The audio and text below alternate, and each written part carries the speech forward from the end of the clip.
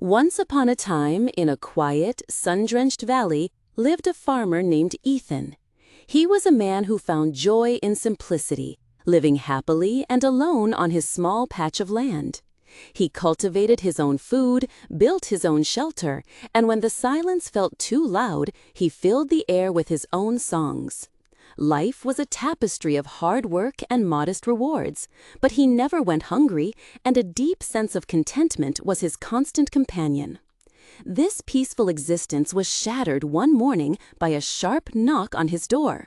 Standing on his porch was Mr. Alistair Blackwood, the wealthy owner of the grand estate that overlooked the entire valley. A smile, as cold and brilliant as a diamond, adorned his face. "Good morning," Mr. Blackwood said smoothly. "The time has come to settle your family's debt." Ethan was baffled. "A family debt? I don't understand. My father and mother never spoke of such a thing." The wealthy man feigned a gasp of surprise. "Ethan, how can this be? The story of your family's debt has been passed down through my house for generations." "What a shame," he said, shaking his head with mock pity. "It seems not only did your ancestor fail in his duty to pay, but your own father failed in his duty to inform you." "My ancestors were honest men," Ethan declared firmly. "Now, if you'll excuse me, my goat needs tending." He attempted to shut the door, but Mr. Blackwood blocked it with a polished leather boot. Instantly, the facade of friendliness vanished. His brow furrowed, and his eyes glinted with a dark, predatory light. "I must remind you, Ethan," he said, his voice dropping to a cool, menacing tone, "that you are indebted to me." Ethan then noticed several large, burly men standing behind Mr. Blackwood, holding thick wooden clubs. They were formidable men, clearly well fed on a daily diet of milk and meat. Ethan released his grip on the door. "You see," Mr. Blackwood began, "7 generations ago, your forefather stole an apple from my family's orchard. Now, my ancestor was a generous man. He offered the thief a chance to work in his fields for 3 weeks to clear the matter.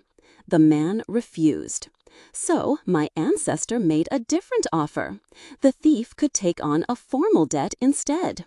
This was a very valuable apple, you understand, the kind used to press the finest cider." He paused for effect. "Your forefather agreed, and so the debt has been passed down generation to generation, accumulating interest with each passing year. I must say, I'm astonished you hadn't heard of it. I assumed your family's staggering debt would be common knowledge around here."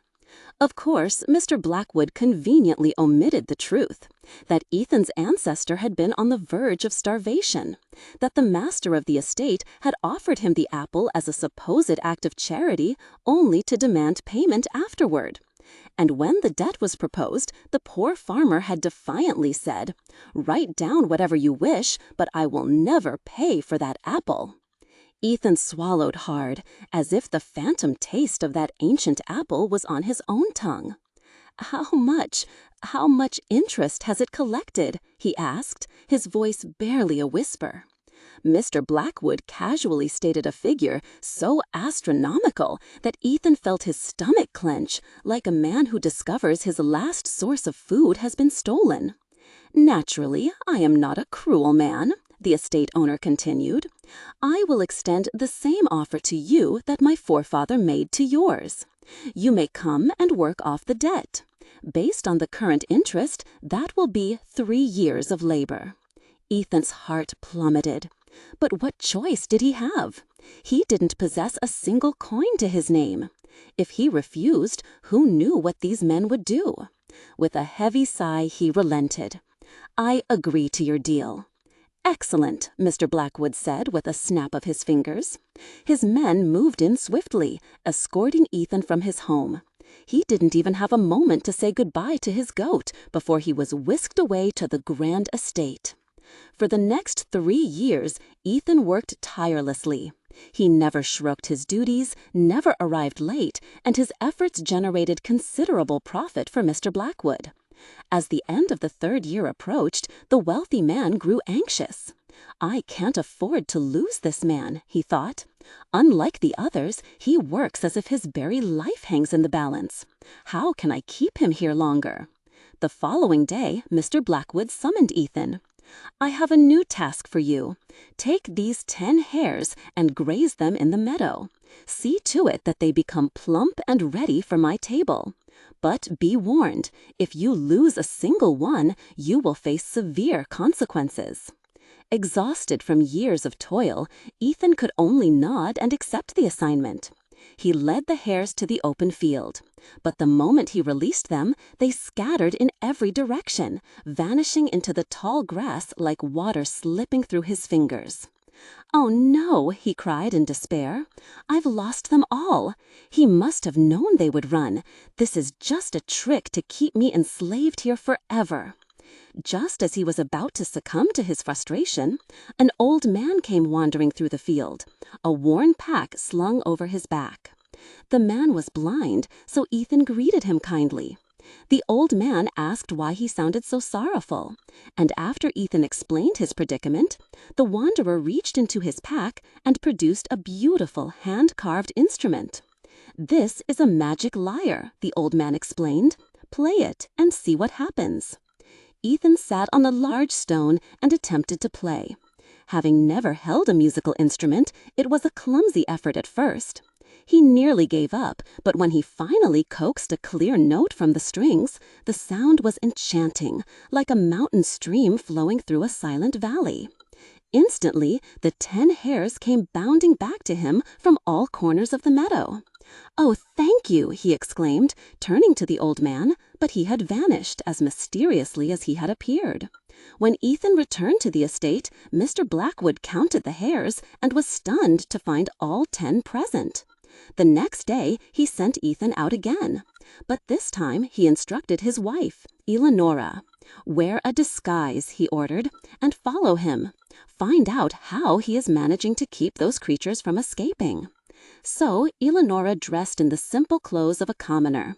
Accustomed to fine silks and heavy cosmetics, the plain garments made her unrecognizable. She found Ethan sitting on the rock, humming a tune to himself. "Greetings, young man," she said, her voice a little uncertain. "What are you doing out here?" "I am grazing my master's hares," he replied, giving her a curious look. "Well, where are they?" Ethan simply picked up his lyre and played a soft melody. All 10 hares emerged from the grass and began to dance around his feet. He gently stroked one's head. "Impressive," Eleonora said, "for a handsome young man like you." "Handsome? Oh, thank you," Ethan replied, slightly flustered. He tried to resume his playing, but she persisted. "I would like to buy one." "I'm sorry, they are not for sale." "I'll pay 100 silver coins," she insisted, producing a heavy pouch of money. Ethan paused, pretending to consider her offer. "No," he said finally, "I will not sell."